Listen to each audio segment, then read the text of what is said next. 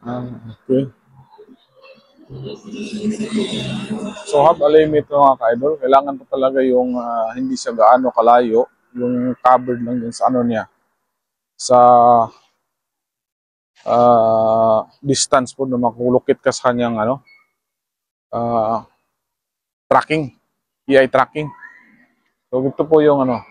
So maganda po sinusundan ka po niya. Tingnan. Sumusunod po siya. So okay, so let's try to. So dito po tayo ngayon sa may area po dito sa ito, plaza po dito sa may Aukot. Kung malapit na po dito doon dito sa may Ibrahim Palace.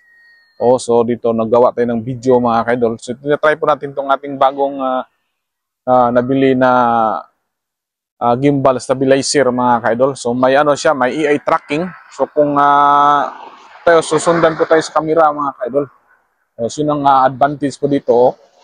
So parang may limit lang yata ito mga kaidol kung gaano kalayo, hindi gaano kalayo. Maditikan ya. So, testing ko lang po ito mga kaidol.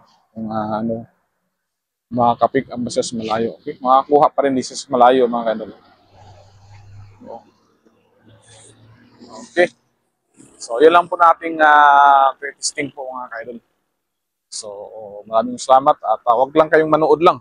So mag-like, mag-comments din kayo. So proper engagement lang mga kaidol para aangat po tayo. Sabay tayong aangat. Thank you for watching. Bye-bye.